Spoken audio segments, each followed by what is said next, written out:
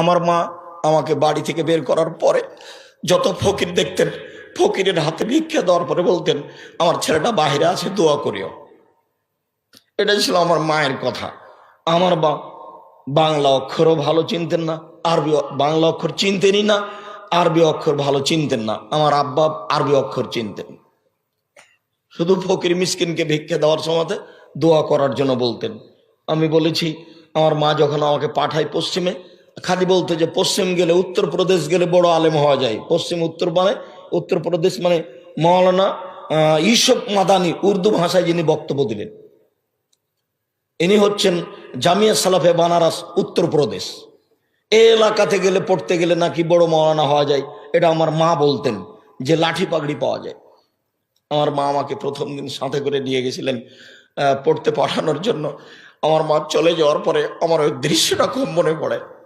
যেদিন আমি দেশ ছেড়ে ইন্ডিয়া চলে যাই, সেদিন আমি সকালে বলেছিলাম, মা আমি ইন্ডিয়া চলে গেলাম।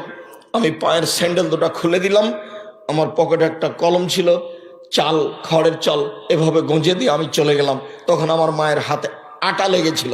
আমার মা রুটি বানাবে, চাঁপাইনবাবগঞ্জের মানুষ, সেই জন্য প্রস্তুতি নিয়েছে। তা আমার মা আমাকে বলছে, যাইস না, পুলিশে ধরে নেবে, পুলিশে ধরে নেবে, মারবে, যাস না। আমি এভাবে আমার মা বলতে থাকলো আর আমি চলতে থাকলাম। আমার মা পিছে পিছে কিছু রাস্তা আসলো, তারপরে দেখলো যে ছেলে আর ফিরবে না। তখন আমার মা ফিরে চলে গেল। তুমি তাকে ক্ষমা করো, তার কবরের শাস্তি তুমি মাফ করো। আমার মায়ের জন্য আমার এই দুটো দৃশ্য খুব মনে পড়ে। তুমি আমার মাকে ক্ষমা করো, আমার বাপকে ক্ষমা করো। আমার বাপ যখন আমাকে আগাতে আসতো, ফিরে যাওয়ার সময় দুই চোখের পানি ঝরঝর করে ঝরতো। আমার মারছে, আমার বাপ নরম মানুষ। আমার মা খুব শক্ত মানুষ বাড়ি থেকে পাঠানোর ব্যাপারে। আমি একদিন প্রতিষ্ঠান যাব না বলে নদীতে সাঁতার দিয়েছি, অনেকক্ষণ দেরি করে এসেছি। তা আমার মা ভাত রান্না করে রেডি করে নিয়ে বসে আছে। তো বলছে আমাকে খাইয়ে নিয়ে বের হ, আজকে যাব না। না যেতে হবে, না যা, আজকে যেতে হবে, না যাব না। তো আমি খেতে বসেছি, যখন বারবার বলছে যেতে হবে, তখন আমি বলছি ভাত খাবো না। বলে খাস না। এবার আমি উঠে গেছি, উঠে গিয়ে ব্যাগ নিয়ে বের হচ্ছি, বলে টাকা নে। তো আমি টাকা নিব না। বলে নিস না, তুই যা। খেলামও না, টাকাও নিলাম না, বের হয়ে চলে গেলাম। আমার মা একটু নরম হলো না, যা, যেতেই হবে। 3 বছর পরে যখন ফিরে আসলাম, তখন আমার মা আঁচল দিয়ে মুখ মুছিয়ে বলছে, আরো যে 2 বছর বাকি আছে, আলী কেন? এটা আমার মায়ের প্রথম কথা। জানি না কিভাবে তারা আল্লাহকে বলেছেন, আমরা কিভাবে বলছি, তুমি আল্লাহ আমাদের ছেলে মেয়েকে কবুল করো, তুমি তাদের দিনের খাদেমি হিসাবে কবুল করো। আবারও তোমার নয় সাক্ষ্য দিচ্ছি, যদি কোনো ত্রুটি মনে করো, আশহাদু আল্লা ইলাহা ইল্লাল্লাহ ওয়া আশহাদু আন্না মুহাম্মাদুর রাসূলুল্লাহ। সাক্ষ্য দিচ্ছি আল্লাহ ছাড়া কোনো মাবুদ নেই, সাক্ষ্য দিচ্ছি মুহাম্মদ আল্লাহ রাসূল এবং তার বান্দা। আমাদের কিছু করার মতো ক্ষমতা নেই, আর এসব জিম্মেদারি আমি নিইনি।